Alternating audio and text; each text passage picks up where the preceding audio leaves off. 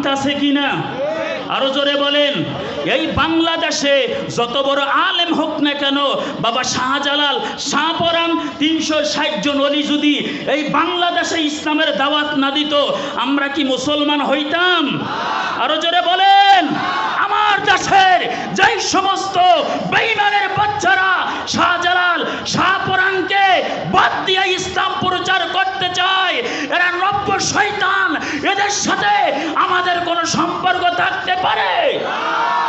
একটা কথা মনে রাখবেন, গাভী থেকে দুধ যখন বের করি আর যেভাবে ভরা যায় না, অসম্ভব।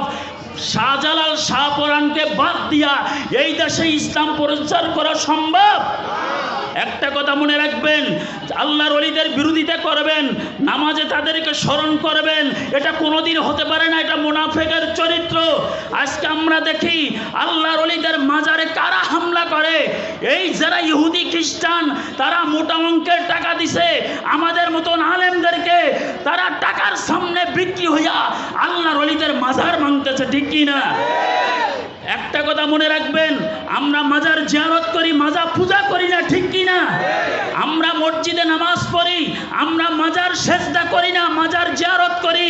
নীল আসমানের নিচে কোন মায়ের পোলা বলতে পারবে না শাহজালাল, শাহপরাণ যদি না আসতো এই দেশে আমরা ইসলাম পাইতাম? আরো জোরে বলেন। একটা কথা মনে রাখবেন, শুধু আমাদেরকে মনে করিলেন না কেতাবাদি পড়ি না, শামসুল হক ফরিদপুরি তার তাসাউফ তথ্যের মধ্যে লেখছেন, এই বাংলাদেশের ভিতরে শাহজালাল, শাহপরাণ, 360 জন ওলি যদি না আসতো, ইসলাম প্রচার হতো না, আমাদের বাপদাদা মুসলমান হতো না, ঠিক কিনা?